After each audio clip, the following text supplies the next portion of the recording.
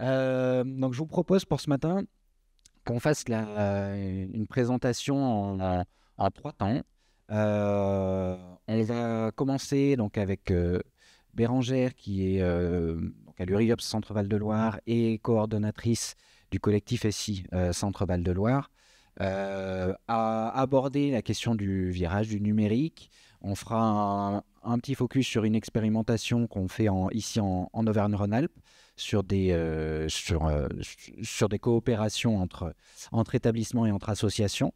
On aura un retour d'expérience de la part d'Émilie Caldemaison, directrice du centre Witkowska, qui nous fera part de ses travaux depuis 2 ans maintenant sur la mise en place d'un outil métier de dossier usager informatisé. Et puis on terminera la séance par des échanges, un peu débat justement sur la place du numérique et les impacts pour les personnes accompagnées directement. Donc je vais commencer par laisser la parole à Bérangère. Et oui, donc du coup, n'hésitez pas tout au long de la présentation, même si on a un temps d'échange à la fin, si en cours des présentations vous avez des questions, levez la main, interpellez-nous, vous pouvez intervenir à tout moment, il n'y a aucun souci. Merci, donc bonjour à tous. Moi, en tant que coordinatrice du collectif Système d'information, du coup, sur la région Centre-Val de Loire, on va en parler tout à l'heure, les collectifs SI sont apparus dans le cadre du programme SMS numérique. On a un certain nombre de missions et qui m'amènent à rencontrer énormément d'établissements, dont une majeure partie sont sous forme associative. Donc, j'ai voulu aujourd'hui vous partager avec vous quelques éléments de restitution de différents échanges que j'ai pu avoir avec les établissements rencontrés. Donc déjà, quelques éléments de contexte. Du côté des associations, un besoin qui se manifeste de plus en plus, notamment dans les directions, les chefs de service, les directions cadres intermédiaires, sur un besoin d'outils numériques pour piloter les activités de façon plus efficace. Alors, piloter, activité, voilà. En tout cas, avoir un visuel, une centralisation des informations pour être plus réactif dans des décisions, faciliter la production des rapports d'activité, etc. Mais du côté des associations, pour pouvoir mettre en place des outils numériques, il faut des ressources, des compétences en interne. Et ça, clairement, pour l'instant, d'une association à une autre, selon la taille, selon l'histoire, etc., les ressources internes, les compétences internes sont encore rares et les mutualisations sont peu développées. Par chance, on aura un témoignage ici en région tout à l'heure. Du côté de l'État, le sujet du numérique dans les établissements socio-médico-sociaux sur le secteur, du coup, plus largement, a dès 2018 commencé à rédiger des feuilles de route. La première s'appelait Ma Santé 2022, donc elle allait jusqu'en 2022. Et au milieu de cette première feuille de route, dans la temporalité, en 2021, l'État va capter des fonds, va mettre à disposition des fonds. En 2021, ce sont ses propres fonds. À partir de 2022, l'État est allé chercher des fonds européens pour mettre à disposition des établissements et services socio-médico-sociaux pour accélérer du coup le déploiement des logiciels de gestion des dossiers usagers informatisés dans les établissements avec ce fameux programme SMS numérique. Et en mai 2023, renouvellement de la feuille de route, donc, qui fait suite à Mon Espace Santé 2022, elle n'a pas de nom, je crois, et elle nous porte jusqu'en 2027. On va redétailler certains axes tout à l'heure. Le programme SMS numérique, au-delà du financement, puisque c'est un principe d'appel à projet, au-delà d'un... Oui, j'ai mis une touche du vent. C'est un programme qui incite au déploiement du logiciel dans les établissements. Et je vous l'ai présenté sur forme d'humour parce que le DUI, donc le dossier usager informatisé, c'est le gâteau. La cerise sur le gâteau, c'est les services SOC. Je le mets sous forme d'humour pour les gens qui travaillent dans les établissements parce que c'est pas forcément... le truc pour lequel on va dans le programme SMS numérique, mais on est obligé d'y passer et c'est la petite touche supplémentaire qui parfois complexifie le déploiement du DUI, alors que... Mais en tout cas, ce sont deux outils complémentaires au service des parcours des personnes accompagnées. Voilà. Le dossier usager, lui, il permet de formaliser l'individualisation de l'accompagnement. Donc, quelque part, il facilite la mise en conformité par rapport aux attendus de la loi 2002. Il faut savoir que la loi 2002 n'impose pas la dématérialisation du dossier de l'usager. Elle impose l'individualisation de l'accompagnement. Ce n'est pas forcément la même chose. Donc, pas dès 2022, il faut être lucide, mais dans les années qui ont suivi, les établissements sociaux et médico-sociaux ont créé des dossiers individualisés, des projets d'accompagnement individualisés, et même des dossiers administratifs, un par usager, etc. Mais souvent, c'était des dossiers papier, puis des projets personnalisés sur Word et du scan de documents. Donc voilà. Donc là, l'outil, il facilite puisqu'il centralise, il uniformise du coup les pratiques dans les établissements. Et du coup, comme il a un volet aussi production d'indicateurs et pilotage, il permet de produire des éléments de preuve dans le cadre des évaluations HAS et de simplifier la production des rapports d'activité et de préparer éventuellement les négociations CEPOM. Le programme ASMS numérique, c'est aussi des nouveaux acteurs aux côtés des établissements socio-médico-sociaux. Les grades, donc c'est les... Alors pour l'acronyme, oh là là, les GRADES. Du coup, régionaux d'aide, développement de la e-santé. C'est ça, voilà. Qui sont historiquement présents aux côtés des établissements sanitaires, principalement. Du coup, sont montés en compétences en interne, ont recruté en interne pour pouvoir accompagner les établissements sociaux et médico-sociaux. Et puis, il y a la fameuse création des collectifs SI à partir, alors je crois que le plus ancien, ça doit être 2021 aux France, 21-22, voilà, un petit peu avant. Où là, c'est une instance régionale, il y en a un par région, qui favorise du coup la montée en compétences des établissements par l'échange entre collègues, entre pairs. Voilà. Donc, c'est un autre dispositif complémentaire à la technicité qui est portée par les GRADES, et les sous qui sont portés par l'appel à projet ESMS numérique. Mais moi, aujourd'hui, à travers toutes mes rencontres, le virage numérique dans les associations, ce n'est pas seulement la mise en place du DEI. Il y a deux sujets transversaux qui apparaissent au fur et à mesure que les données sont dématérialisées. La cybersécurité dans les établissements et l'éthique du numérique en santé. Et il y en a un troisième qu'on verra tout à l'heure qui sont au niveau de la gestion des ressources humaines. Au niveau de la cybersécurité, donc c'est un axe fort de la nouvelle feuille de route du numérique, donc celle qui fait 2023-2027, puisque le secteur de la santé est le troisième secteur le plus touché par les cyberattaques. Santé au sens large, on y inclut le médico-social. Donc en 2023, l'État formalise, toute fin 2023, l'État formalise les enjeux et les leviers de la cybersécurité dans les établissements sanitaires et socio-médico-sociaux à travers le programme CARE. Ça aime bien prendre des programmes à l'intérieur d'une feuille de route. Donc le programme CARE, cyber, accélération et résilience des établissements, avec l'opportunité du coup de mettre en place des plans de continuité et reprise d'activité. Donc ça, c'est un terme qu'on utilise déjà dans les établissements, mais là, c'est à la suite d'une attaque ou d'une crise cyber. La mise en place d'exercices de crise, l'auto-évaluation de la maturité, des critères numériques. Alors, les critères numériques et cyber dans la certification, elle va apparaître dès 2024 uniquement pour les établissements sanitaires. J'en parle aujourd'hui parce qu'il aurait pu y avoir dans la salle des représentants d'établissements sanitaires, mais surtout parce que du coup... Ah, merci messieurs. Voilà. Mais aussi parce qu'on sait très bien que ce qui se passe dans le sanitaire, dans 4-5 ans, ça va arriver dans les établissements socio-médico-sociaux. Donc voilà, certainement que le prochain référentiel de certification inclura un volet numérique pour les établissements socio-médico-sociaux avec des critères, notamment sur la cybersécurité. Le programme CARE est aussi sensible au dimensionnement des ressources humaines et financières dédiées au numérique. Alors, avec un peu plus de précision, du coup, notamment dans les négociations CEPOM, on démarre toujours par le sanitaire et puis il y aura des déclinaisons plus tard, un pourcentage du budget des dépenses dédiées au numérique, que ce soit des dépenses de personnel, que ce soit des dépenses de prestataires, d'intervention de prestataires, etc. Et le programme CARE soutient les démarches de mutualisation. Donc c'est important, c'est un sujet, on va y revenir tout à l'heure. Et la souveraineté de l'hébergement des données, la souveraineté dans le numérique, c'est l'hébergement sur le territoire français, dans la mesure du possible. Enfin, souveraineté au sens de l'État souverain. Voilà.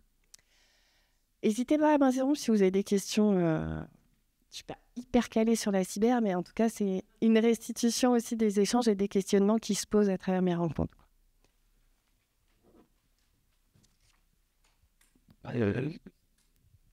Oui, je m'excuse, juste une question, parce que depuis tout à l'heure, vous nous parlez du collectif SI, mais SI, ça veut dire quoi? Système d'information, oui, je l'ai dit tout à l'heure, collectif système d'information. J'ai d'ailleurs raccourci le nom, parce que c'est système d'information médico-social et le nom de la région qui suit derrière. On est tous formatés de la même manière, en fait. Au niveau de l'éthique du numérique, j'ai souhaité vous en parler. Alors là, pour le coup, c'est un peu moins ce qui ressort de mes rencontres et de mes échanges avec les établissements, mais je pense que c'est un sujet qui va arriver. C'est un sujet qui est tout jeune, au regard de la temporalité, parce que 2019, donc la délégation du numérique en santé, DNS, met en place une cellule qui s'appelle l'éthique du numérique en santé et commence à travailler. Et en 4 ans, ils ont produit 4 référentiels d'évaluation des systèmes d'information, dont un dédié aux établissements sociaux et médico-sociaux. Ce référentiel, il comporte 4 dimensions et 43 critères. Donc la bienfaisance, qui sont plutôt des critères sur...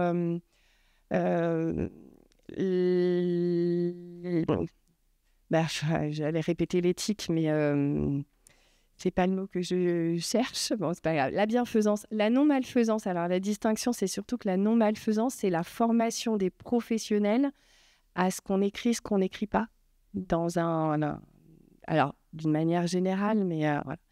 L'autonomie, alors pas l'autonomie, ça me revient, pas l'autonomie des personnes accompagnées dans le numérique, mais l'autonomie des établissements au regard des prestataires et des fournisseurs, en fait, pour ne pas être pieds et mains liés par des contrats. Et la bienfaisance, pour le coup, c'est justement le numérique inclusif, par contre, au regard des personnes accompagnées. Et évidemment, le développement durable, avec, là, on rejoint la souveraineté des hébergements de données de santé. Donc, à travers ces 43 critères, à travers ce référentiel, c'est un outil que les établissements peuvent s'approprier dans le cadre d'une démarche qualité, par exemple, mais c'est aussi des critères qui peuvent être intéressants à utiliser dans le cadre d'un cahier des charges pour sélectionner justement un fournisseur de matériel, un prestataire informatique. Ouais. Donc pour l'instant, il est sorti au mois de novembre ou décembre 2023, donc il n'est pas du tout utilisé. Enfin, je ne connais personne qui l'a utilisé pour l'instant, mais ce sera intéressant dans les années à venir, je pense, de l'utiliser. Et en décembre 2023, sur le sujet de l'éthique du numérique en santé, le 14 décembre 2023, cette fois pour le grand public, il existe une plateforme de signalement des problèmes éthiques rencontrés lors de l'utilisation de services numériques en santé. Donc c'est une plateforme assez simple d'utilisation, où il y a un questionnaire, vous déclarez qu'il y a eu un incident, vous vous êtes retrouvé en difficulté. Donc ça peut être une difficulté d'utilisation d'une application qui ne serait pas inclusive et qui ne serait pas accessible. Ça peut être une suspicion par rapport à des données qu'on vous a demandées sur une application ou sur un site internet où ça vous semble un petit peu étrange d'avoir dû donner votre numéro de carte bancaire pour juste prendre un rendez-vous sur Doctolib, par exemple, pour ne pas les citer. Voilà. Mais ce ne serait pas normal, en fait. Autant sur les plateformes de rendez-vous en ligne, de téléconsultation, oui. Autant sur les plateformes de prise de rendez-vous, non. Donc voilà, ça permet de déclarer parce que du coup, plus les outils se démultiplient, plus il y a besoin de remontée de terrain, que ce soit des établissements ou des utilisateurs, des citoyens. Donc c'est un sujet qui intéresse et qui, je pense, va prendre de l'ampleur dans les années à venir, avec la dématérialisation des données. Dernier point sur le virage numérique pour ma part, c'est l'impact sur la gestion des ressources humaines dans les établissements, où on voit des nouveaux sujets apparaître, qui ne sont pas nouveaux pour d'autres secteurs d'activité, mais qui sont des nouveaux sujets de préoccupation pour les associations. Donc le droit à la déconnexion qui est un terme qui a été instauré par la loi travail en 2017. Et du coup, il y a un article du Code du travail pour préserver l'équilibre entre vie privée et vie professionnelle.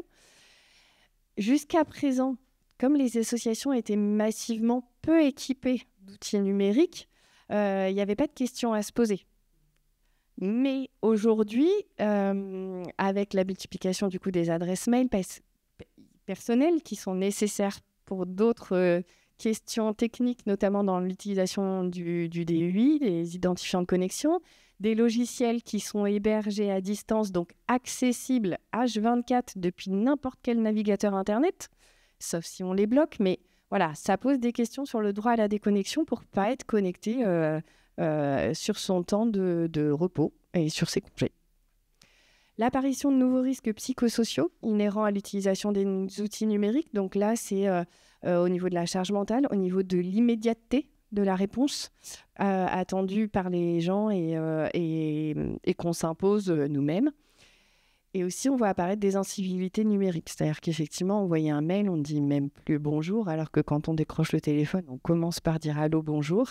Et c'est quelque chose qui se perd avec l'utilisation des mails. Donc, et qui peut avoir une incidence. Et dans un mail, on peut dire des choses, mais sans la tonalité. Et ça peut paraître effectivement parfois assez difficile. L'accompagnement au changement, alors pour lutter...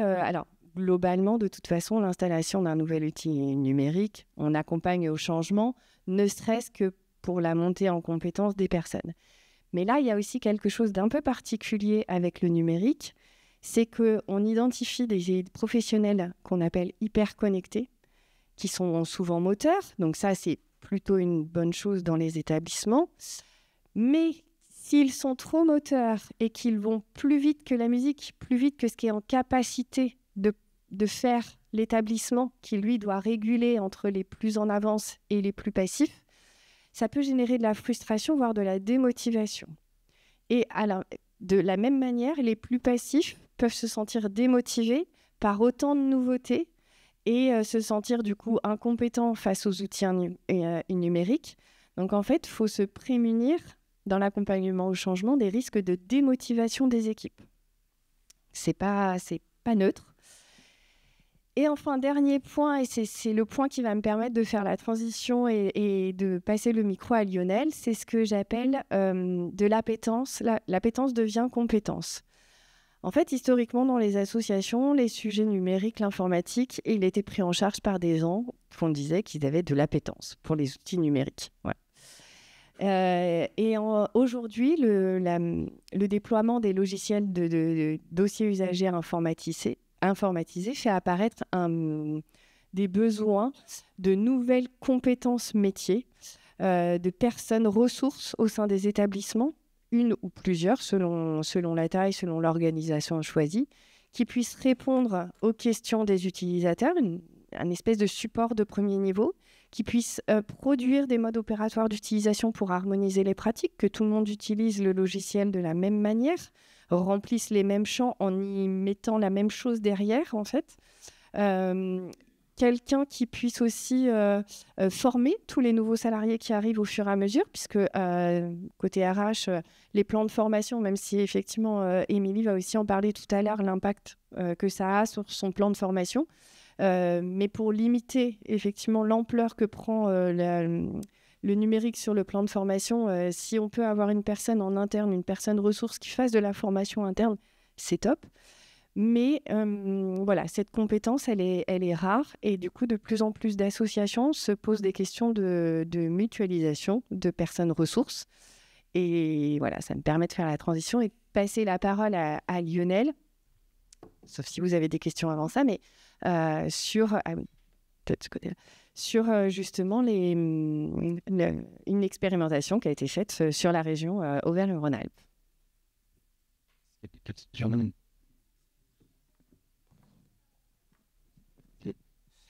Merci Bérangère. Oui, effectivement, ça fait parfaitement la transition. Je voulais commencer par revenir un petit peu sur les constats qui ont motivé l'action de l'URIOPS en matière de numérique. Effectivement, ils sont totalement partagés avec ce que vient de dire Bérangère. Je voulais rappeler alors des constats qui ne sont pas faits par nous, mais qui sont partagés par l'Agence du numérique en santé, l'ANS, qui encore en 2022, il y a eu les grandes journées du médico-social et du numérique dans le médico-social, et qui avait fait état d'un secteur spécifiquement médico-social, mais ça s'étend aussi au social, peut-être même plus, d'un système d'information qui est insuffisamment structuré, insuffisamment financé, j'aime bien qu'ils le reconnaissent, un secteur qui est peu équipé en compétences, on venait d'en parler, en ressources humaines, qui sont vraiment dédiées au système d'information. Et ces métiers-là se développent et se spécialisent. Et effectivement, elle parlait d'appétence et de compétences, c'est vraiment des compétences qui se développent sur ces questions-là et qui sont relativement variées. Et des associations, des établissements et du coup des gouvernances, des directions qui n'ont pas de feuille de route précise pour leur système d'information, c'est-à-dire qui n'ont parfois même pas fait d'état des lieux de ce qu'ils ont dans leur association, de leurs besoins, sur quoi ils travaillent, de leurs ressources, les outils informatiques, de leurs connexions, et où est-ce qu'ils devraient aller demain, quelle direction ils doivent suivre, où est-ce qu'ils doivent progresser, s'améliorer, etc., en fonction de leurs besoins, bien entendu. Donc avec cette place vraiment du numérique et des systèmes d'information qui est vraiment de plus en plus importante dans nos activités, dans le pilotage de nos associations. Au niveau de l'URIOPS, on a bien vu l'importance que les associations puissent être accompagnées sur des sujets qui sont assez techniques, parce que en interne, on n'a pas ces ressources-là, on n'a pas les moyens de se les financer, et elles ne sont pas financées par les financeurs non plus. Et donc, du coup, on a travaillé un petit peu la question du numérique, au moins pour avoir déjà un premier niveau d'information et de conseils auprès de nos adhérents. Et puis, très vite, est apparu, notamment avec le programme ESMS numérique dont on parlait tout à l'heure, donc de financement pour l'acquisition des logiciels de dossiers usagers informatisés, la nécessité d'avoir en interne ces compétences et d'avoir des professionnels qui permettent de piloter, de vous orienter, de vous donner les bonnes informations et les bons conseils pour que vous puissiez prendre les bonnes décisions sur des sujets qu'on ne maîtrise pas au niveau des établissements. Donc on a réfléchi à la mise en place d'une structure qui permette aux associations de se mettre ensemble, de partager du temps humain, du temps de professionnels, de directeurs des systèmes d'information, de chefs de projet qui savent mettre en place des déploiements et des projets de déploiement dans les établissements pour que ce soit en adéquation avec vos besoins, avec vos pratiques, qui puissent vous accompagner, vous, les directions et les établissements, à justement accompagner vos professionnels à prendre en main ces outils-là, etc. etc.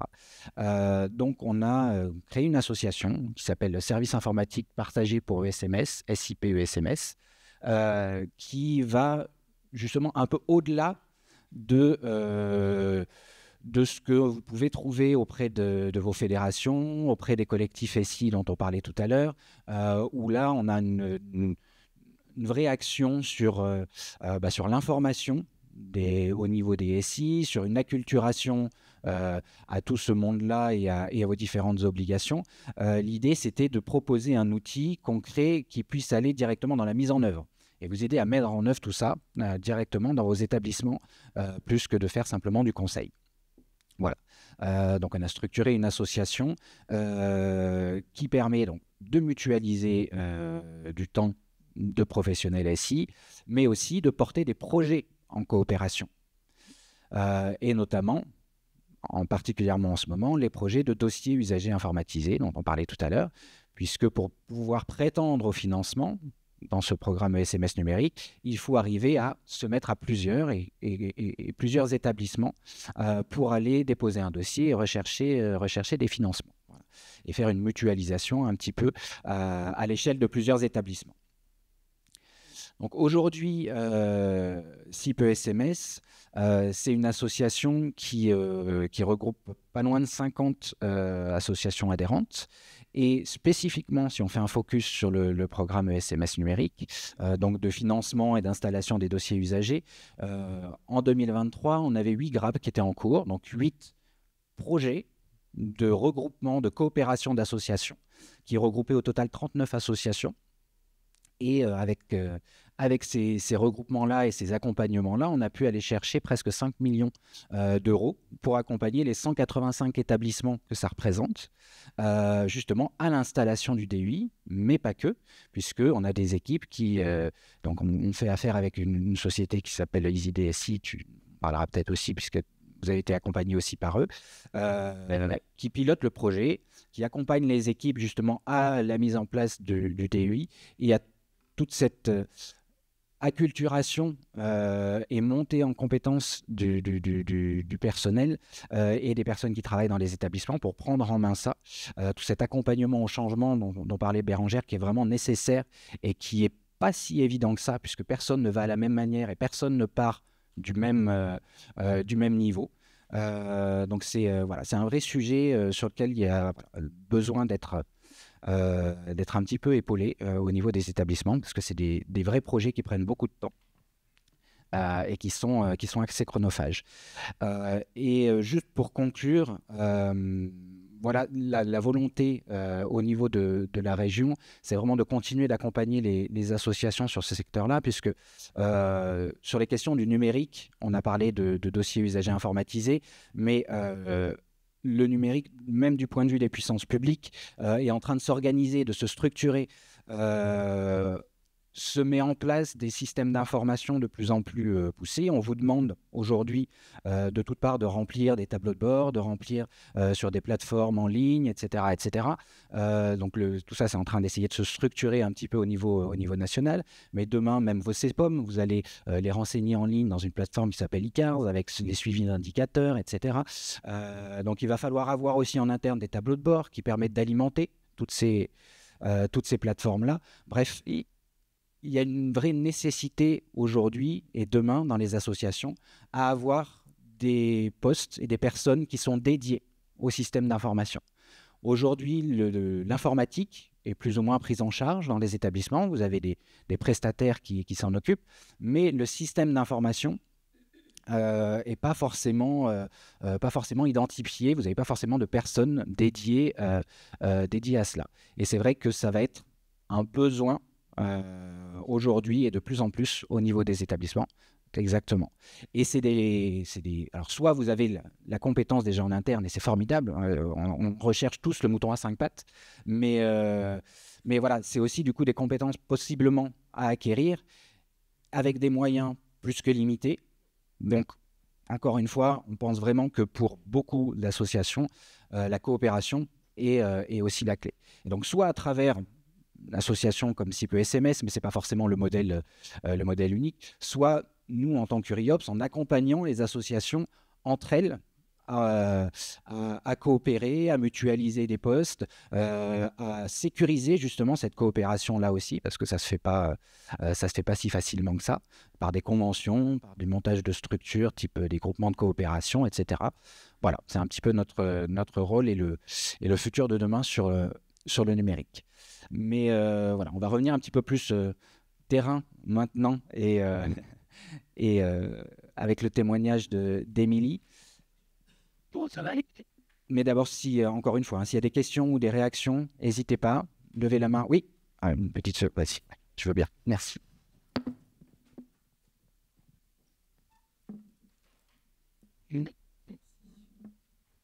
Allô, vous m'entendez, c'est bon? Oui. Alors, Jean-François Coffin, je suis directeur d'une association de la Drôme Claire-Soleil qui travaille avec EasyDSI et avec Uriops depuis 2 ans maintenant. Alors, vous connaissez ma position, elle est très nuancée. Hein. Je ne vais pas leur balancer des cailloux dans la mare, ça ne sert à rien. Je trouve que vous faites un bon travail et vous avez beaucoup de mérite à le faire parce que c'est quand même une charge qui est compliquée à mener. Surtout, et nos DSI, je suis au 2e DSI, dans son rapport aux salariés du médico-social, a parfois quelques difficultés, quoi. Alors c'est vrai que j'ai quelques points comme ça que j'ai notés rapidement. Je ne vais pas, comment dirais-je, monopoliser la parole, mais j'ai noté 5 choses moi, qui m'interpellent quand on parle d'éthique en santé, etc. Moi, j'ai noté que le numérique au cœur des métiers risque de devenir le cœur de nos métiers. Ça, c'est un point c'est quelque chose qui me pose question. Se pose la question donc, de la formation initiale à l'usage des outils, comme prérequis quasiment, je dirais, à l'embauche. Alors, la compétence comme prérequis, le numérique à l'égal des compétences liées à la profession affichée. Alors, profession, c'est un terme que j'utilise, comment dirais-je, de façon volontaire, puisqu'on parle dans profession, il y a foi.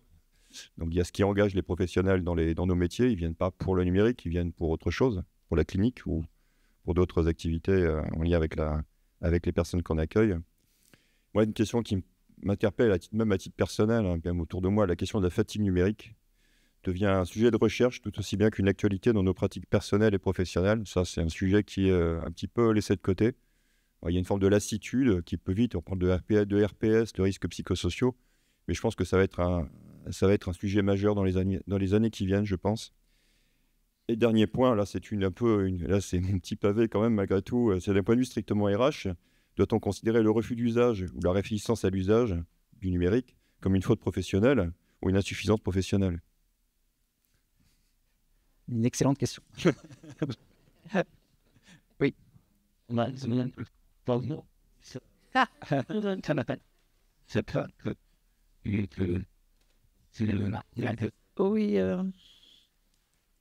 bonjour tout le monde. Moi, ma question, elle est simple. Elle va par rapport aux personnes concernées. Quand on parle association, quand on parle numérique, le point focal, c'est pour trouver les solutions pour les personnes qui sont en difficulté, en situation de pauvreté. Mais est-ce qu'en réalité, on met ce qu'il faut pour que ces personnes puissent avoir la facilité de l'utilisation du numérique? Parce qu'on a fait un sondage pendant la Covid. Nous sommes allés vers des personnes en grande difficulté. Beaucoup n'ont pas accès à cet outil. Et aujourd'hui, c'est un grand problème pour beaucoup de personnes qui ne s'en sortent pas, même les professionnels.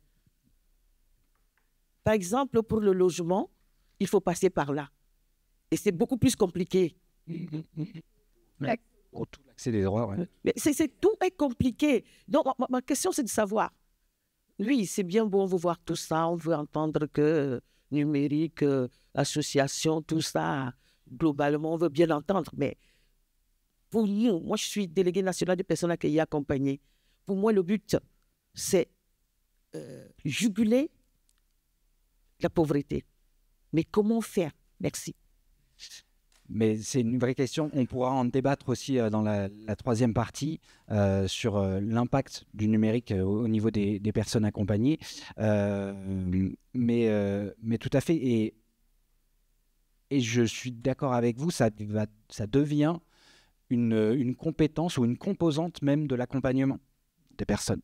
À intégrer justement, en tout cas pour l'accès au droit à minima, l'accompagnement des personnes sur ces sujets numériques, sur l'utilisation numérique, sur l'appropriation des outils numériques. Et du coup, effectivement, on parlait tout à l'heure de recrutement. Est-ce que ça doit faire partie de la liste des compétences à avoir lorsqu'on recrute une personne? Oui, on peut effectivement se poser la question. Est-ce que la personne qui va accompagner demain des personnes accompagnées, justement, doit avoir...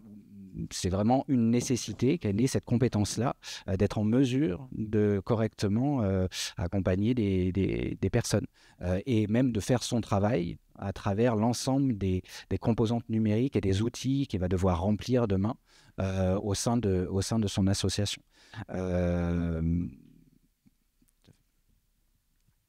Oui, je complète. Je suis moi aussi déléguée nationale pour les personnes accueillies et accompagnées et je suis aussi administratrice d'un GEM, groupe d'entraide mutuelle. Voilà. Et donc, alors moi, je vois vos tableaux, c'est magnifique. Je vois des jolis petits millions, là, de subventions.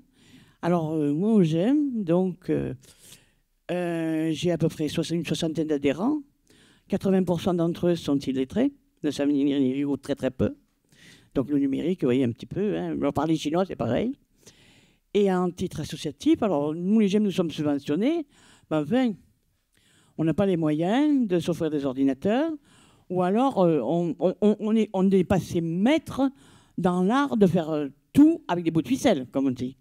Donc on récupère, on fait le tour des entreprises, machin, qui lèguent leur matériel au bout de 3 ans. Venez, on récupère des ordinateurs. On se forme comme on peut pour acquérir les compétences, mais on a du boulot. Moi, je suis délégué CRPA pour la région PACA, je suis délégué national, je participe à des commissions locaux de santé mentale, etc. etc. Moi, il y a beaucoup. Je suis une véritable quiche en informatique, mais parce que je n'ai pas le temps. Voilà. Non, mais c'est vrai. Vous voyez, moi, j'étais super content le jour où je suis arrivé à faire un copier-coller. Vous voyez un petit peu. Bon. Donc, non, mais je voudrais à tout prix savoir faire un tableau Excel. Je n'ai pas le temps. Alors, il y a la notion de temps, il y a le moyen, etc. Et puis, il y a la notion de l'aide. Parce que moi, je veux bien apprendre, mais il faut quelqu'un qui m'apprenne. Voilà. Et donc, tout ça, c'est pour ça que quand on est sur le terrain, alors, c'est bien joli tout ça, mais où est-ce qu'on va taper aux portes, non? Voilà. Comment on fait de notre mieux, ça, je pense que vous en êtes absolument conscient, mais comment on peut faire mieux? Parce que, bon, mais c'est très bien, parce que c'est très convivial. Les systèmes sont très conviviaux, la CAF, la Sécu, tout ça, c'est superbe. C'est magnifique. Hein, mais bon, il faut du matériel, il faut des accès Internet, il faut beaucoup de choses. Et nous, on se démène comme des pauvres diables au milieu de tout ça, quoi. Donc, quand est-ce que, quelque part, eh bien, nous, on va systématiquement avoir plus d'argent ou quoi que ce soit, mais qu'on ait des gens qui viennent vers nous et qui viennent, bon, ben attendez, on va vous aider, voilà. Sinon, chaque fois, on pourrait trouver des formateurs, tout ça, mais il faut payer. Et notre subvention, elle a des limites, comme tout le reste. Voilà. Donc, à ce niveau-là, nous, on veut bien, on essaie un maximum, mais quand est-ce qu'on a ce lien, justement, entre vous et nous? Merci.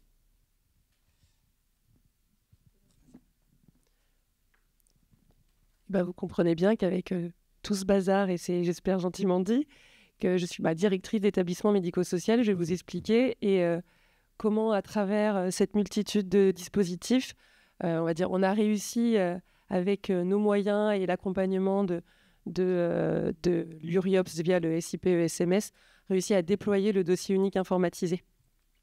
Déjà, qu'est-ce que le centre Witkowska, pour que vous puissiez comprendre un petit peu dans quel périmètre on a... le témoignage a lieu, c'est que le centre d'aide Witkowska, donc le public, c'est des adultes en situation de handicap visuel et troubles associés, principalement handicap psychique, handicap intellectuel et des syndromes. Donc au-delà déjà de l'accessibilité avec la déficience visuelle, il y a aussi d'autres paramètres qui rentrent en compte. Le centre Witkowska, c'est un pôle travail, donc un ESAT de 92 personnes avec un tas d'activités qui sont très très loin du numérique. La torréfaction de café, de la visserie, du conditionnement, des espaces verts.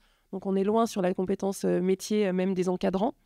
Le pôle hébergement, donc c'est un foyer d'hébergement, un domicile collectif, un service d'accompagnement à la vie sociale, donc qui intervient à domicile, et un foyer de vie. Mais le centre Witkowska, c'est aussi d'autres professionnels. C'est un plateau technique avec infirmiers, ergothérapeutes, psychomotriciens et psychologues, et également les services supports qui sont la comptabilité, le service financier, le service RH, assistants sociaux. Alors j'essaie d'être exhaustive pour en arriver au fait que c'est assez loin, le numérique est assez loin de nos pratiques et que la pluridisciplinarité engage un besoin de traçabilité complètement différent, puisque l'accompagnement d'une infirmière n'est pas le même que la comptable, qui malgré tout fait la facturation du prix de journée. C'est pas la même chose que l'éducateur spécialisé qui accompagne les personnes, les moniteurs éducateurs moniteurs d'atelier, qui sont à l'ESAT. Et dans cet organigramme rapidement énoncé, il n'y a pas de chef de projet, il n'y a pas de responsable SI, de service d'information, en gros, il n'y a pas tellement de pilotes, il n'y a pas de compétences évidentes sur tout ce qui est informatique. Voilà, excusez-moi. Donc, pour revenir un peu à l'origine du projet, Le déploiement, donc à titre personnel, avant d'intégrer le centre Witkowska, j'ai participé dans une autre association à un premier déploiement de DUI, où là je commence à avoir un petit peu connaissance de l'utilité et de la nécessité désormais de s'équiper d'un logiciel. Donc en arrivant en fin 2018 et constatant en 2019, on va dire assez rapidement dans l'établissement, qu'il y a une boîte commune pour tous les salariés, ils sont 10 dans l'équipe, ils ont une seule boîte mail. Chacun interagit sur le même document. On s'est signé équipe éducative, mais on ne sait pas véritablement qui nous a répondu à la sollicitation. Donc, assez rapidement, je mets en place le bureau virtuel individuel. Alors, c'est juste pour dire, c'est une session individuelle nominative avec un mot de passe. Mais au moins, quand j'écris à monsieur Untel, c'est monsieur Untel qui me répond. Ou alors, il fait travailler un de ses collègues, mais là, c'est une autre dimension. L'Outlook, donc la boîte mail, voilà, c'est le principe de pouvoir communiquer.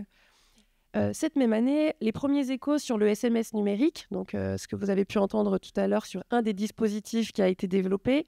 Donc je commence à entendre ça, surtout financement. Je vous rejoins. Financement, c'est une opportunité. On est 50 salariés, certes dans une autre grosse association, mais pour lequel on est assez loin de leur stratégie de développement. Donc là, je commence à dire, des sous, ça m'intéresse. Bon, pas de bol, le directeur à ce moment-là n'est pas forcément... je suis adjointe à cette époque-là. C'est pas la priorité. 2020 a son importance, mais on se doute bien qu'il ne s'est rien passé en 2020. Et 2021, là, c'est un autre enjeu, c'est qu'il y a un turnover énorme des équipes. Qui dit turnover énorme dit perte d'informations. Il faut recommencer. Et qui empathie les personnes accompagnées. Ils sont obligés de réexpliquer que non, il ne faut pas agir comme ça avec eux, que eux, c'est leurs petites habitudes, c'est ça. Il y a une perte d'infos. Donc le besoin devient évident de s'équiper, la lassitude, le remplaçant du remplaçant, etc. Donc l'outil numérique, pour le coup, devient pas des solutions, mais peut-être un des leviers pour éviter de perdre de l'information. Donc ce qui a été de la méthodologie générale, alors je vous parle vraiment pour essayer de reprendre ce qu'a dit Bérangère et Lionel tout à l'heure. Donc il y a l'ESMS, voilà, le programme ESMS numérique qui arrive en 2021. Réellement. Je ne suis plus dans les échos. Et en plus, j'ai pris la direction. Donc là, c'est moi qui choisis. Là, c'est une véritable opportunité. Il y a les sous. Et surtout, il y a un cadre un peu plus clair. Ce cadre, donc Lionel en a parlé tout à l'heure, c'est la définition d'une grappe. Alors, qu'est-ce que c'est ? Moi, je ne comprends rien du tout. Je commence à participer au club SI. Monsieur vous demandait tout à l'heure ce que c'était, donc les systèmes services d'information. Je rentre dans ces clubs SI. Je suis la seule directrice, pour être honnête, pour essayer de comprendre ce que c'est, parce que, comme je vous l'ai dit précédemment, je n'ai pas de levier sur l'établissement. Personne s'y intéresse, personne n'a les compétences, ni l'appétence, d'ailleurs, au départ. Du coup, qu'est-ce que cette grappe ? À partir du moment où on a déterminé ce qu'était cette grappe, où j'ai compris, donc la grappe et les conséquences d'une grappe, donc c'est pouvoir se mettre avec plusieurs organisations de même nature, on va dire, ensemble, pour pouvoir bénéficier de l'accompagnement de l'ESMS numérique, c'est-à-dire les sous, et l'accompagnement qui va avec. Une fois qu'on a compris que c'est un cahier des charges commun avec d'autres associations qu'on ne connaît probablement pas, un comité technique commun, un comité stratégique commun et à l'issue, un logiciel commun. Il va falloir qu'on s'entende bien. Et ça a été le cas. Et là arrive, une fois qu'on a clarifié par le club SI, etc., ce que c'est, et que j'ai rencontré un DSI, donc un directeur des services d'information, qui avait compris ma détresse face à ce gâteau de Bérangère. Et je ne parle pas encore de la cerise, je en parle après. Et on ne s'était pas concerté. C'est la constitution d'une grappe via l'URIOPS, donc pour moi, entité quand même de confiance, neutre, et qui a été facilitatrice pour nous mettre en relation avec d'autres petits organismes gestionnaires de petite taille. Parce que nous, on est 50 salariés, donc certes, il y a 5 structures, mais ça reste petit. D'autres se trouvent dans la même situation avec des mono-établissements, et donc, du coup, ils nous mettent en lien. Donc moi, c'est le DSI, en l'occurrence d'ici DSI, qui est là. Donc AMOA, c'est maîtrise d'ouvrage, c'est ceux qui coordonnent, c'est un peu les chefs d'orchestre du déploiement. Et ils nous mettent en lien grâce à SIP ESMS, il faut s'en sortir. Donc c'est l'URIOPS, j'avais quand même écrit. Nous mettent en commun avec tous les autres organismes. La particularité, c'est que l'association dans laquelle je suis, Valentin AI, dont le siège est à Paris, a d'autres établissements, pas beaucoup, mais qui sont dans l'Essonne, qui sont à Paris et qui sont dans le Puy-de-Dôme. Et là, je me dis, mes collègues ne sont pas du tout équipés non plus. Ça serait quand même dommage que moi, j'ai une solution, que mes collègues en aient une autre. Du coup, je me suis rapprochée de Lionel en disant, j'ai des collègues aussi. Et il a dit, mais évidemment, le but, nous, c'est que les gens soient aussi... Enfin, le but, c'est que les gens puissent être accompagnés par le SMS numérique. Donc, j'embarque mes collègues de Paris, du Puy-de-Dôme, etc., dans la démarche. Donc, voilà, je peux y aller. Ouais, si, c'est bon. Donc nous voilà partis sur un long chemin, parce que là on est en 2021 et nous sommes toujours aujourd'hui, on a fini le déploiement il y a quelques mois, petits mois, donc c'était assez long. En interne, donc un petit peu la méthodologie interne, une fois qu'on a vu un petit peu le principe du déploiement, on va dire plus opportunité, quel était le travail en amont de la démarche. Donc je vous en ai parlé sur le fait déjà de sensibiliser les professionnels à une logique individuelle et plus collective de traçabilité. C'était aussi ce travail en amont, c'était aussi de pouvoir clarifier les dossiers uniques informatisés déjà sur notre Word et Excel. Parce que si les gens n'ont déjà pas une logique de classification de dossiers avant même d'être sur un logiciel, on ne va pas s'en sortir. Donc on avait déjà amorcé ça en 2019. Ensuite, ça m'a permis, dans le biais des travaux internes, de pouvoir jauger et d'identifier, donc c'était rigolo, les gens qui avaient une appétence, pas une compétence, mais une appétence à déjà vouloir ranger les dossiers. Je ne parle même pas du numérique et de l'informatique, mais déjà des gens qui vont trouver un intérêt à avoir un dossier unique. J'ai trouvé. Je sais, j'ai eu de la chance, j'ai trouvé. Donc là, j'ai réussi à jauger ça et j'ai eu des personnes sur chaque structure. Ensuite, le but, c'était aussi de mettre ce projet comme étant un projet prioritaire. Bon, il s'avère que la réalité a été tout autre. Parce que dans la même année, on a fait le projet d'établissement qui aurait dû se passer en fin 2023, puisque le projet ESMS numérique avait arrivé début 2023 dans le déploiement, j'entends. Et pas de chance, les dossiers ont eu du temps à se traiter par l'ARS, etc. Donc tout est arrivé en même temps. Conseil, c'est un projet prioritaire. Il ne peut pas, difficilement à mon sens, venir se chevaucher avec d'autres projets au risque que les deux projets n'aboutissent pas. Et là, je reviens sur ma recherche et vraiment, je le rajouterai, je vais le dire à plusieurs reprises, c'est la recherche de professionnels volontaires, que moi j'ai appelé ambassadeurs, dans chaque structure. Mais je reviens aussi encore après. Volontaires et où j'ai mis donc appétence, voire compétence au final. Puisque qui dit turnover dit aussi qu'il y a des nouvelles personnes qui étaient arrivées et qui avaient eu connaissance d'outils, de l'usage d'outils numériques précédemment. Et là, je peux vous assurer que je les ai embarqués... qu'ils soient volontaires ou pas d'ailleurs. Ils l'étaient. La méthodologie un petit peu interne, c'était du coup l'intégration de référents par service dont je viens vous parler. Donc là, foyer de vie pour FDV, donc une personne dans le foyer de vie. C'est 6 professionnels au départ, mais il y en a un. Et si ça peut être le même tout le long de la démarche, c'est mieux. Au SAVS, ils ne sont que 2. Ça paraît petit, mais s'il n'y a pas un pilote à ce niveau-là, ils vont se sentir complètement exclus. Et puis... donc là, voilà. Et là, pour le coup, c'est dans ce service-là où j'avais une personne qui n'attendait que ça, qui lui avait travaillé sur un DUI précédemment. FH, foyer d'hébergement, pareil. Ils sont 8-9 professionnels. Il me faut un pilote, donc un ambassadeur. À l'ESAT, lieu de travail, il faut un ambassadeur. Santé, l'infirmière, elle est toute seule. Alors, il y a le paramédical, mais tant pis, il faut qu'elle y soit parce que si elle n'y est pas, je vais perdre une partie de la locomotive. Et alors là, pourquoi le responsable logistique ? C'est que... Donc, je vais le marquer après sur le rôle et mission. Le responsable logistique, c'est lui qui avait une notion de toute l'installation informatique. Le Wi-Fi, le lien avec notre hébergeur,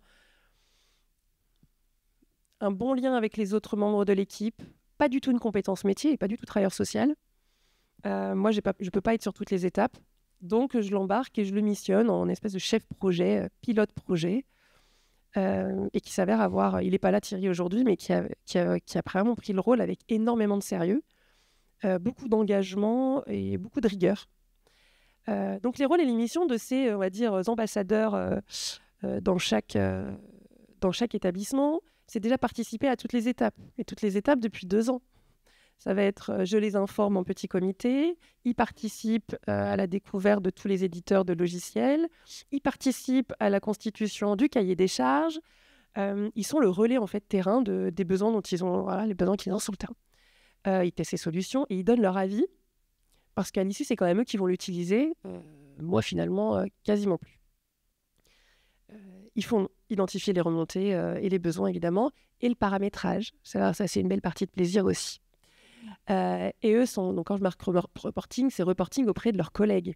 À chaque fois qu'on se voit, ils ont un rôle de diffuseur, c'est les VRP du DUI. Voilà, donc par rapport à ça, je regarde. Donc moi, c'était comment on a fait, et puis après, je reviendrai dessus parce que ça a été un des éléments, on va dire, de réussite, ce qui a généré un peu la réussite à ce jour. On verra par la suite. Alors là, l'impact sur le quotidien des professionnels, il est assez, je voulais marquer, c'est un peu marqué de façon massive. Il est un peu, c'est pas qu'il y en a moins, que c'est pas plus intéressant, il y a plus de points de vigilance. C'est juste qu'aujourd'hui, on a déployé en septembre 2023, commencé donc les formations. Donc en étant en avril aujourd'hui, on est encore dans les balbutiements et on se rend compte de certaines fragilités. Mais en tout cas, les bénéfices, c'est déjà on a un outil commun. Donc pour revenir sur la traçabilité et pour les personnes accompagnées, quand il y a quelque chose qui a été fait ou quelque chose qui a été dit, c'est quand même, on sait où ça se trouve et tout le monde réagit sur le même dossier. La RGPD, ou le RGPD selon la protection des données, donc c'est quelque chose qui nous arrive aussi sur le coin du nez à juste titre. Alors comment on le gère dans un établissement où la moitié des données étaient sur un classeur? Alors est-ce qu'on découpe les bouts de papier pour pouvoir rendre à la personne ce qui a été écrit sur lui? Est-ce qu'on retrouve sur le tableau Excel qu'un professionnel a créé? Enfin, je pense que pour certains travailleurs sociaux, en tout cas les gens concernés, ça vous parle. Donc RGPD, au moins là, je me dis, la donnée, c'est sécurisé. Voilà. Il y a la conservation de la traçabilité des informations sur l'histoire. Quand il y a des gens qui sont accompagnés depuis 20 ans et que chaque fois, ils sont obligés de répéter leur histoire de vie, on commence à dire qu'on perd en qualité d'accompagnement. Et surtout, les données sont accessibles aux personnes concernées. Alors, c'est par le biais d'extraction, on n'est pas encore très compétent là-dessus, mais en tout cas, on sait que c'est une des conditions pour les éditeurs de pouvoir nous équiper. Alors là, du coup, massivement, vous avez déjà vu, c'est un peu spoilé parce que je n'avais pas le petit clic-clic, mais les points de vigilance. Donc, au départ, c'est l'hétérogénéité des niveaux en informatique. Entre ceux où ils ne savent pas comment allumer l'ordinateur et ceux qui sont presque programmateurs sur leurs heures perdues, ça n'empêche qu'on est tous sur le même bateau. Et tous, à l'issue, donc monsieur, c'est pour ça, si c'était, est-ce que c'est une faute ou quoi que ce soit, en tout cas, ça devient presque une exigence de pouvoir s'y mettre à minima et de tracer à minima les informations sur le dossier, le projet personnalisé, les informations importantes. En tout cas, au début, on est vraiment, puis sur des gens, j'en ai eu assez peu, mais des gens qui pouvaient être assez réfractaires. Alors, je parle de coupure informatique. Alors, il n'y a pas forcément de... Voilà, c'est mis de façon un peu anarchique, mais je milite le numérique. Maintenant, ça devient la nécessité pour protéger les données, etc. Je vous le donne en mille, j'ai jamais eu autant de panne informatique que depuis le moment où on a mis le dossier unique informatisé. Et pas en lien avec le logiciel, en lien avec véritablement une panne électrique, Internet qui s'est déconnecté. Alors là, à commencer à se dire, non, mais voyez, le classeur, ça peut être bien. Non!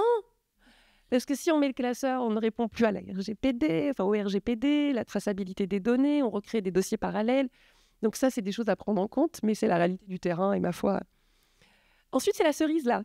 C'est le petit bout de cerise sur le gâteau, c'est que moi, je mets en place un dossier unique informatisé, les salariés sont plutôt très moteurs, et là arrive le DMP, dossier médical partagé, alors je tousse, la messagerie sécurité en santé, je m'étouffe, et quand on me parle de RPPS+, je suffoque, je pense. Un tas de choses qui se sont rajoutées, au départ, un logiciel qui est un logiciel de traçabilité et on y va parce que de toute façon, on n'a pas tellement de choix et ça a du sens, mais ça nécessite des formations et encore d'autres choses à prendre en compte. Donc le RPPS+, il n'est pas encore à jour chez nous puisque c'est anciennement le numéro ADELI. Alors je pense que vous êtes des gens plutôt avertis, mais pour les soignants, mais ça s'étale et ça s'étend aux travailleurs sociaux maintenant en ayant un numéro RPPS+. Alors certains me regardent. Pour l'instant, je n'ai pas encore convaincu tout le monde, mais on y travaille. Qui dit on est parti clairement de notre métier de base, qui est l'accompagnement médico-social, on devient informaticien à nos heures perdues, la nécessité de formation annuelle. Maintenant, dans notre plan de formation, il n'est plus envisagé ou envisageable d'extraire annuellement au moins quelques modules de formation sur le logiciel lui-même. Parce que si on n'intègre pas ça, les salariés qui seront les nouveaux, qui vont arriver, les anciens qui vont commencer à utiliser que les modules dont ils ont plutôt l'habitude, la maîtrise. Donc cette formation annuelle, elle est aussi garante de la continuité de l'usage, puisqu'on sait après quelques années que certaines associations ont pu perdre et l'usage a commencé à diminuer par perte est-ce que d'intérêt, de compétences, je ne sais pas. Mais en tout cas, annuellement, maintenant, c'est quelque chose qui devra être rentré dans notre plan de formation au détriment de formation plus métier. Il y a encore des modules qui sont peu exploités. Le dossier unique informatisé gère le projet personnalisé, mais pas que. Et il a un intérêt quand même, c'est de faire gagner du temps sur d'autres services. Présence-absence, ouais. Facturation, pour essayer de faire gagner du temps, parce que la multitude de tableaux Excel, quand même, chez nous, est assez importante. Donc, on a encore des modules à ce jour qui sont peu ou pas exploités. Je reviens sur le rôle de l'administrateur. Au départ, c'est pas dit, parce que la maîtrise d'ouvrage et en même temps, quand on rencontre l'éditeur, chaque éditeur a des exigences ou des besoins et on dit il faut que vous identifiez un administrateur qui va administrer le logiciel. Rappelez-vous au début, moi j'ai personne qui touche sa bille dans le domaine, donc qui peut être administrateur? Il dit c'est un travailleur social, quelqu'un du métier. Mais c'est impossible. Moi, j'ai des AMP qui sont pilotes, qui sont ambassadeurs, j'ai des éducateurs spécialisés et tout ça, mais je ne vais pas leur dédier du temps sur l'accompagnement pour qu'ils programment le logiciel, qui crée des identifiants de collègues ou de nouveaux collègues, qu'ils aient accès à des données finalement assez privées pour pouvoir créer peut-être le numéro RPPS+, ou des identifiants. Donc, le rôle de l'administrateur est crucial. Mais il ne faut pas se tromper. Et moi, pour le coup, c'est le pilote qui est le responsable logistique. J'en parle peut-être après, qui est resté l'administrateur, mais sans budget supplémentaire. C'est un nouveau métier qu'il ne soupçonnait pas il y a 2 ans, je pense. Donc ça, c'est vraiment le point de vigilance. Le taux d'usage, donc là, c'était sur l'ancienne mouture, en tout cas, quand on a le financement d'un logiciel, à juste titre, il faut qu'on prouve qu'on l'utilise. Et si on ne l'utilise pas suffisamment, l'argent ne tombe pas. Mais en même temps, c'est plutôt à juste titre. Ils nous le payent. Le but, c'est qu'il soit utilisé. Mais c'est quelque chose à prendre en compte dès le début. Donc là, ce que j'ai envie de dire en résumé, il y a la redite. Mais ce que je retiens sur Odette Witkowska, j'en fais pas une généralité. En tout cas, c'était inclure les futurs utilisateurs dès le début. Ça a duré 2 ans. Mais tant qu'ils sentent que le projet est toujours en cours, en tout cas, moi, ça a été une réussite pour ça. Même dans les moments où il y a eu 6 mois d'attente. Donc, communiquer en amont et pendant toutes les étapes du projet, donc c'est un peu la même chose. Identifier toujours ses ambassadeurs sur chaque service. Alors, pour l'information, j'ai une ambassadrice qui est allée travailler chez l'éditeur. Elle a démissionné, une monitrice éducatrice, et qui est devenue formatrice chez l'éditeur. Donc, elle a vraiment aimé le DUI, visiblement, fortement. Mais par contre, une fois qu'elle n'est plus là, il faut retrouver un ambassadeur dans l'équipe. Donc, voilà, il ne faut pas qu'il y ait de perte de motivation et surtout de lien à ce niveau-là. Choisir un pilote volontaire et engagé.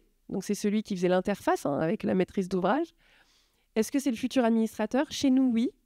Ça me semblait assez logique, mais chez nous, c'était logique. Ça ne l'est pas forcément à côté parce que c'est extrêmement chronophage. Donc, je viens de me rendre compte qu'il avait finalement beaucoup de temps. Mais en tout cas, c'est une réalité parce que on n'a pas de budget supplémentaire pour créer quelqu'un qui vient piloter ou en tout cas administrer un logiciel. Encore un conseil, éviter la simultanéité des projets parce qu'il ne faut pas négliger ce projet qui est extrêmement chronophage, prenant l'investissement matériel, la mise en place d'un Wi-Fi, de tous les ordinateurs, de créer des nouveaux bureaux. C'est lourd, mais c'est essentiel, je pense. Prévoir les temps de formation tous les ans et se faire accompagner par un maître d'œuvre. Parce que tout ce que vous a dit Lionel et Bérangère avant, c'est pas mon métier. Et honnêtement, ça ne le deviendra jamais. Je n'aurais jamais réussi à comprendre un traître mot de ce que l'ARS pouvait demander, ce qu'un logiciel un éditeur peut exiger. Ce n'est pas notre métier, ça ne le sera jamais. En tout cas, à Witkowska. L'intérêt aussi de constituer une groupe de même nature. Nous, c'était handicap, adulte, non médicalisé. si voilà, on avait dans la grappe un médical, enfin quelqu'un de médicalisé, un établissement, on n'est pas sur le même cahier des charges et probablement pas sur la même solution à l'issue de la... Nous, c'était un appel d'offres sous forme de marché public, donc il n'existe plus, je viens de l'apprendre, mais donc c'était extrêmement lourd en termes de administratif.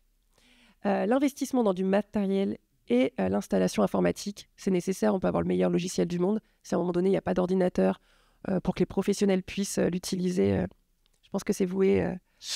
voilà, on se tire une balle dans le pied. J'ai quelques verbatim qui viennent des travailleurs sociaux.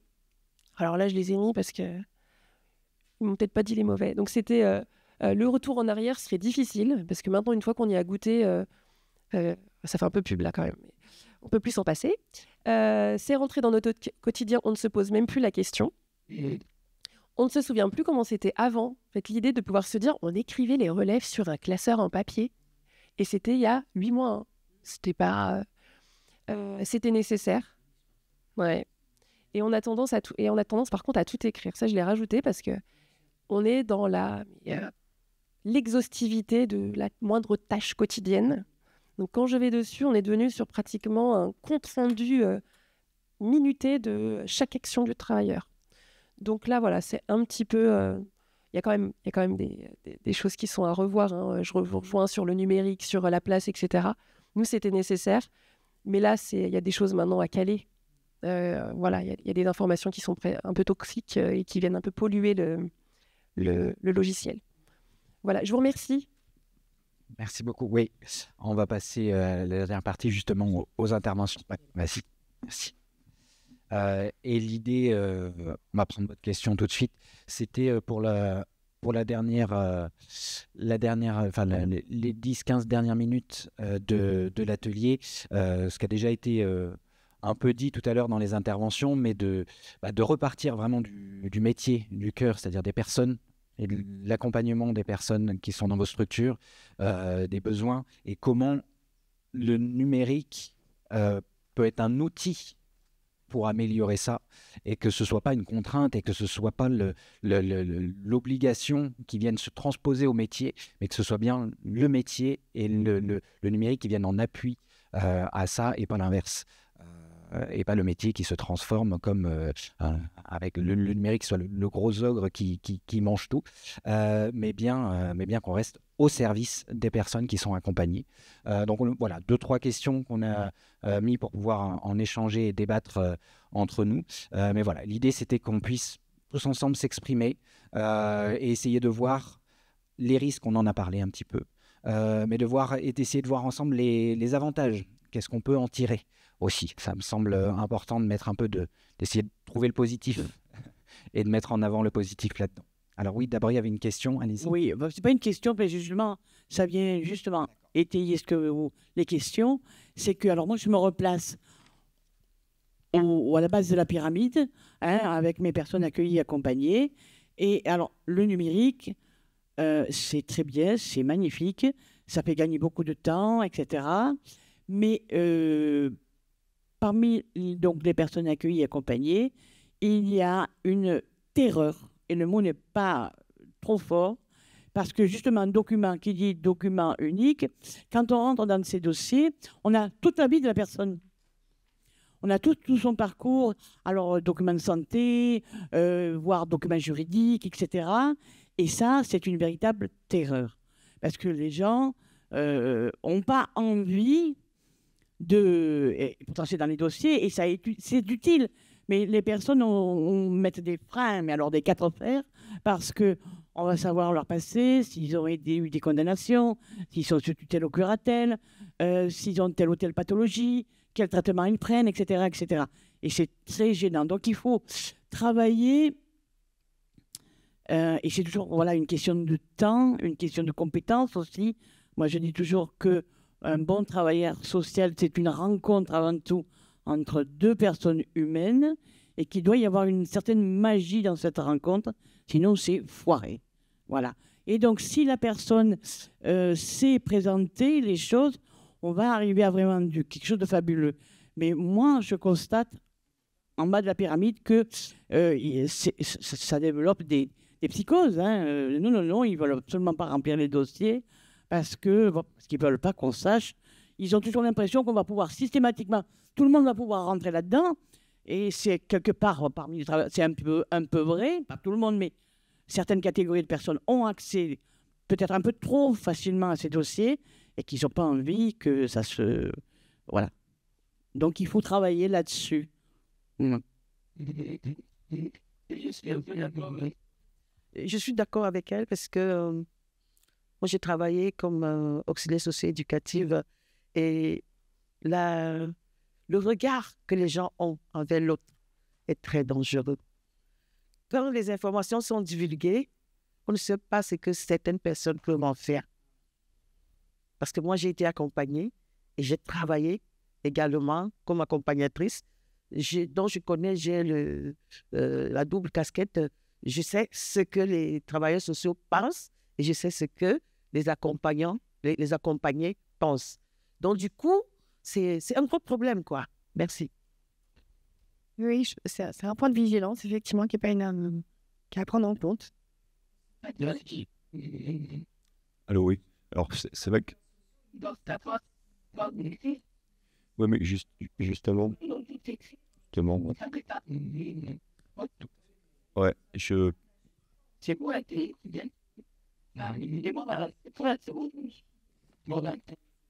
Moi, je parlais d'éthique de l'usage du numérique. Alors moi, j'ai été clinicien quelques années, donc c'est un sujet qui m'a toujours... l'apport d'informations et l'accès aux informations, le besoin de tout savoir sur une situation, c'est un truc, moi, qui m'a toujours insupporté, parce que qu'est-ce qu'on en fait? Et tout le monde n'a pas, l'équipement, je suis désolé, l'équipement intellectuel et la capacité d'analyse pour justement faire quelque chose. Ça peut vite dériver, cette histoire. Donc, il faudrait qu'il y ait dans chaque établissement, une personne qui soit garante de quelque chose, et en fait, qui soit garante de la relecture aussi des dossiers. C'est un travail un peu chiant, mais je pense que c'est nécessaire, qu'on puisse vérifier qu'effectivement sont apportées des informations, les informations utiles à l'accompagnement, et pas des informations inutiles ou qui viennent nourrir un peu la rumeur ou alimenter la mauvaise ou bonne réputation d'une personne. Je pense que ça, c'est hyper important. On est une société de la transparence, du tout numérique, et il y a beaucoup de personnes qui ont écrit à ce sujet-là, et je les rejoins parfaitement. Il faut qu'on soit vraiment prudent par rapport à ça. Et s'il y a peut-être un endroit, effectivement, on peut encore un petit peu résister à ce besoin de transparence, c'est peut-être aussi nos établissements, justement, dans le cadre du code de la santé, ou du code de l'action sociale et des familles, avec un certain nombre d'obligations qui sont liées au droit des usagers, puis aussi à l'obligation du respect de la confidentialité, etc. Tout ça, c'est hyper important, quoi. En plus, il ne faut pas se raconter d'histoires par rapport à la sécurisation des données, etc. On sait que ce n'est pas vrai, de toute façon. On nous raconte des histoires. Il suffit de se documenter un petit peu et on sait très bien que ce n'est pas vrai. Il n'y a pas de sécurité absolue des données. Il y a des piratages réguliers. Il y a la possibilité d'accéder aux données assez facilement pour quelqu'un dont c'est le métier, etc. Ça, c'est une réalité. Donc, il faut vraiment faire très, très attention à ça. Et là, je parle de l'éthique de l'usage numérique. Parce que moi, j'ai l'éthique du numérique, je ne sais pas ce que ça veut dire. Moi, j'ai réagi par rapport au dossier, c'est que les données, en fait, elles existent déjà. Elles sont déjà dans nos ordinateurs. Enfin, je pense chaque personne avait déjà toutes les données, ce qui est dans le logiciel, en l'occurrence. Je ne suis pas du tout... je ne suis pas éditeur ni rien. Mais là, aujourd'hui, je me dis qu'il n'y a pas 4, 5, 6 fois la carte d'identité photocopiée par l'assistante sociale qui est perdue dans les méandres du partage de notre ancien, ou alors des copies dans des classeurs qui se perdent dans des dossiers suspendus, puis dans un classeur, etc., qui se retrouvent dans le bureau de l'étage numéro 1, puis le 2, puis à l'infirmerie. C'est que là, au moins, on centralise. Alors, c'est un peu le danger, c'est que le piratage, pour le coup, ils ont un dossier, le classeur, il est tout prêt. Mais c'est qu'à un moment donné, on était dans... Et puis surtout les droits d'accès. On a travaillé énormément sur les droits d'accès, c'est-à-dire que l'assistante sociale a accès à des dossiers que n'ont pas accès les travailleurs sociaux. Tout ce qui est médicalisé, seule l'infirmière a les droits d'accès. D'ailleurs, moi qui ne suis pas une soignante de formation, n'ai pas accès aux données médicales. Seul le DLU est accessible, mais sous forme de brise-glace, c'est-à-dire qu'il faut montrer patte blanche si on veut avoir accès à un DLU, donc dossier de liaison d'urgence en cas d'hospitalisation. Et encore dedans, nous, on n'est pas médicalisé. Donc, on a, en termes de données de santé, on est un peu... bien qu'on ait énormément de soins à accompagner et de santé à accompagner, mais voilà, donc c'est pour dire que ça existe déjà, c'est déjà sur nos serveurs, toutes ces données qui étaient finalement sensibles, là on les met dans quelque chose où on les classe et on a un archivage plus sensé, plus automatique, voilà. Et là, c'est un peu pour défendre, parce que moi, c'est vraiment quelque chose qui m'avait perdu, c'est qu'on ne trouvait plus rien, et quand on trouvait, on les trouvait en plusieurs exemplaires, et que je trouvais ça assez dangereux. Mais effectivement, c'est une transformation, le numérique. Et il faut arriver à faire coïncider la volonté politique, qui en soi, sur le papier, comme beaucoup de transformations et de changements, est plutôt intéressante sur le papier, d'arriver à sécuriser les données, le partage et l'échange de données qui se fait aujourd'hui, mais qui se fait de manière non sécurisée. On a tous eu le cas d'informations qui sont envoyées par une boîte Gmail, un truc, voilà. D'arriver à sécuriser ces échanges de données, les partages d'informations qui sont nécessaires pour un bon accompagnement des personnes.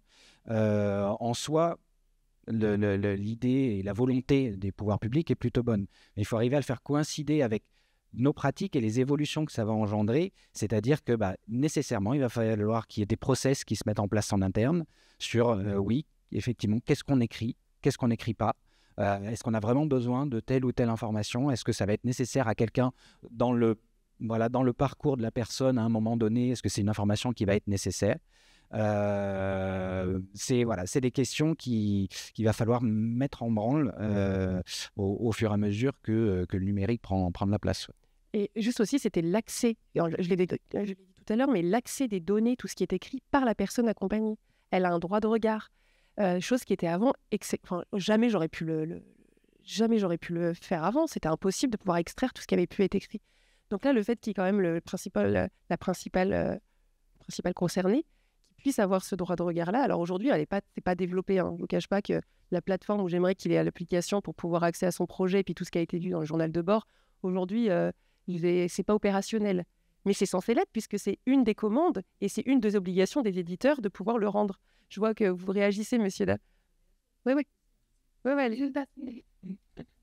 C'est un des objectifs, évidemment. Et puis à court terme, on n'est pas sûr. Vous parlez de droit de regard. Moi, je dis droit d'intervention et droit d'opposition. Parce que dans ce dossier et dans tout le dossier unique, quel qu'il soit, la personne accompagnée doit pouvoir dire « je ne veux pas que cela figure ». Et il faut qu'elle puisse résister à la conviction profonde que ça va aider à son accompagnement. Il y a plein d'exemples comme ça, et ça rejoint tout à fait est-ce qu'on écrit, est-ce qu'on n'écrit pas. Il doit figurer uniquement ce qui est contributif à l'accompagnement, de façon réfléchie et concertée avec la personne accompagnée ou son représentant légal. Et en dehors de ça, rien, pour moi, n'est possible. Et je ne remets pas du tout en cause la facilitation par le numérique. J'ai moi-même vécu dans ma vie professionnelle pendant 15 ans et de façon tout à fait précurseur de ce point de vue-là. Et c'est un gain considérable au niveau de recueil de données, partage, etc., à la condition qu'il y ait effectivement des droits d'accès qui soient complètement individualisés, qu'il n'y ait en aucun cas une ouverture de session sans la fermeture de session, qu'il n'y ait en aucun cas passage d'un code à quelqu'un d'autre, et qu'il y ait aussi des règles élémentaires qui sont « rien n'est écrit sur les tiers », par exemple. Or, dans tous les dossiers de SMS, il y a plein de choses écrites sur les tiers. Ça, c'est pas légal. Et puis, ça ne sert à rien de savoir que M. Gaston, il a 3 frères et sœurs qui ont 2 enfants. Ça ne sert à rien pour lui. Parce que lui, il sait qu'il a des frères et sœurs. Voilà. Oui, madame, vous le dites, c'est bien, mais moi, je vais vous dire une chose. Je travaille dans des commissions et tout. Des informations sont tellement divulguées que parfois, j'ai froid au dos quand je suis dans certaines commissions. J'ai froid au dos parce que tout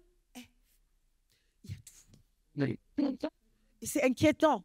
Moi, tout à l'heure, je viens de recevoir un message où Amélie ne peut pas m'envoyer un message par téléphone où j'ai tous mes données qui sont exposées. Quand je suis sortie là, j'ai vu le message.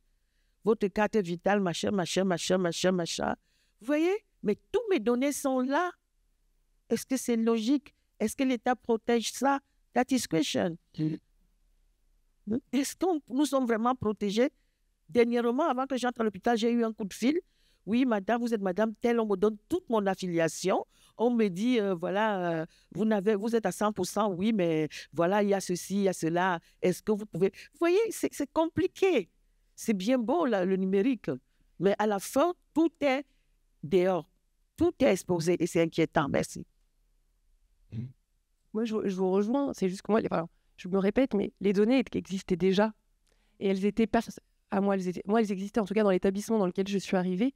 Toutes les données étaient déjà présentes sur le numérique, sur un serveur, dans des boîtes, sur des Word, sur des Excel, sur les boîtes à Outlook. Tout était transféré de façon anarchique et puis selon la volonté entre le travailleur social qui envoie par mail à la pharmacie l'ordonnance, celui qui vient le déposer en main propre. Rien n'était cadré pour le coup. Là, ça donne une ligne de conduite et une charte, parce qu'il y a une charte informatique, il y a une charte qui vient cadrer tout ça. Et avant, en fait, à mon sens, c'était pas cadré.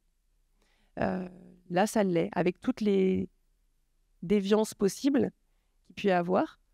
Mais elles étaient avant. Elles étaient avant quand je vois j'ai retrouvé des archives de 1975, avec depuis 1975, toutes les fiches de paye, tous les relevés des ordonnances de Doliprane de personnes qui ne sont même plus de ce monde. Et je me dis, mais donc on a retravaillé en amont, il y a eu tout ça, tout ce travail d'archivage, de se jeter les archives aussi, de les supprimer, de les faire détruire. Parce que là, on était sur des choses, et ça, c'est sur beaucoup d'établissements. Vous voulez réagir? Mais oui, tout à fait. Merci. Il y a des exigences déjà qui existaient bien avant, qui est que quand un accompagnement se termine, toutes les données personnelles et qui concernent doivent être détruites. Bon, si ce n'est pas appliqué, c'est de la responsabilité de l'établissement. Ça, déjà, ça existait avant. Ensuite, un virage comme celui-là, et je le répète, moi je suis une convaincue, je l'ai pratiqué pendant plus de 15 ans, là où ça existait encore extrêmement peu. Ça n'empêche pas de s'améliorer et de faire un très grand pas d'amélioration. Parce que là, vous dites, mais avant c'était pire.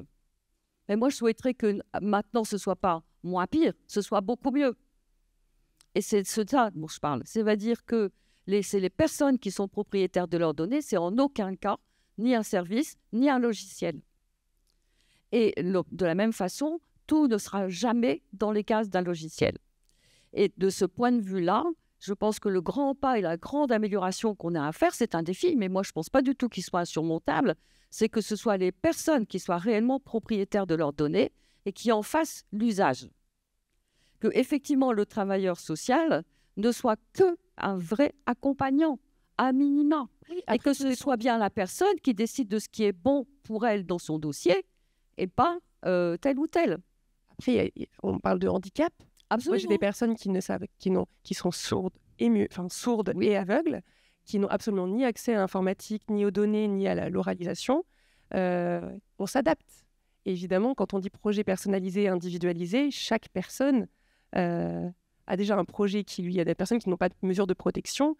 Et du coup, il y a extrêmement peu de données dans parce qu'ils sont en capacité de pouvoir gérer des choses. On a des données pour les gens qui nous ont confié leurs données parce qu'ils n'ont pas la capacité de pouvoir le faire. C'est vraiment individualisé. Là, je ne rentre pas dans le détail de pourquoi on l'a mis en place et comment on remplit notre dossier unique informatisé. Et je ne suis pas là pour convaincre, je suis là pour... Moi, ça me fait réfléchir aussi. Moi, ce qui m'embête aujourd'hui, c'est qu'à ce jour, l'éditeur, ou en tout cas les résidents et travailleurs, n'ont pas accès à leurs données comme on l'avait demandé dans le cahier des charges initial, que ce soit en simultané. Donc, on laisse les professionnels déjà prendre possession pour qu'ils puissent ensuite accompagner les résidents et les travailleurs à utiliser l'outil aussi de leur plateforme avec des plannings, la lecture de leurs projets personnalisés avec une synthèse vocale. C'était une de nos demandes. Voilà. Mais voilà, on a aussi il y a un curseur à avoir sur le handicap qu'on accompagne les personnes. Si je peux me permettre, ça veut quand même dire qu'on... et vous ne dites pour rien, nous aussi, on a un DU, mais on travaille à l'envers. C'est-à-dire que ce n'est pas normal. À la limite, la formation devrait initialement être faite aux personnes accompagnées, avoir le feu vert et ensuite déployer. Et en fait, on peut imaginer que dans 2-3 ans, on n'aura pas l'accès non plus. Après, il y a un risque. J'ai vu dans les phrases que les professionnels ont mis, une d'entre elles avait mis « on a tendance à tout écrire ».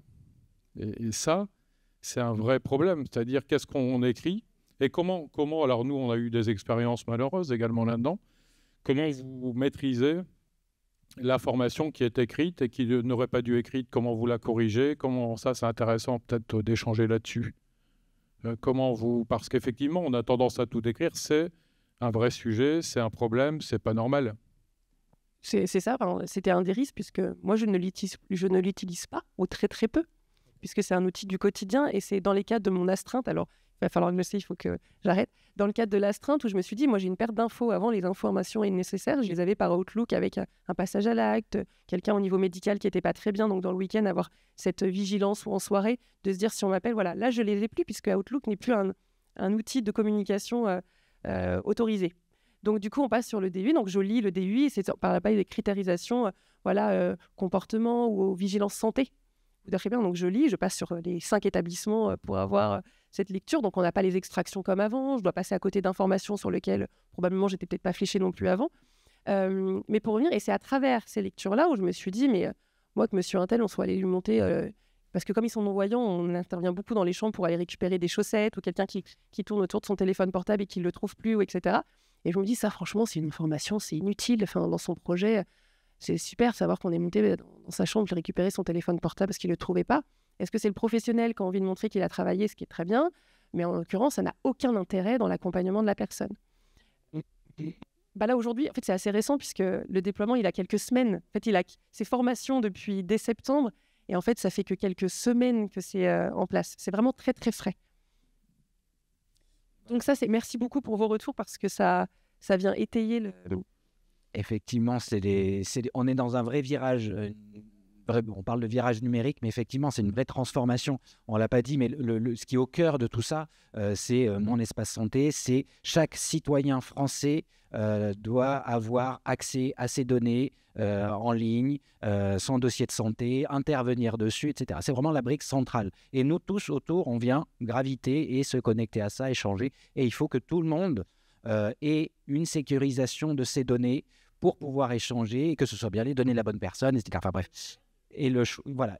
Mais vraiment, l'idée, c'est de faire en sorte que la personne soit au centre. Sauf que tout avance en même temps. Le sanitaire, ça fait une quinzaine d'années qu'ils sont dessus et continuent d'avancer. Mais le social et médico-social, on doit opérer cette transformation un peu 360 degrés en quelques années. Ça vient toucher les pratiques, ça vient toucher... Voilà. Mais on est dans une transformation et c'est important qu'on puisse en discuter. Il faut qu'on ait conscience tous des risques. On en a parlé, on les a évoqués. Il faut qu'on réfléchisse dessus. Justement, pas forcément pour mettre au loin le numérique parce que là, la marche en avant, elle est enclenchée. Ça va être compliqué de revenir en arrière. Mais pour justement se dire comment je préserve ma façon de fonctionner. Quelles adaptations, quel process je mets en place, comment je dis voilà ce qu'on peut écrire, pas écrire, comment on accompagne les professionnels terrain pour que le numérique ne vienne pas les manger, mais que voilà ils s'en servent bien pour accompagner les personnes et pas l'inverse. Tout à fait. Merci à toutes et à tous.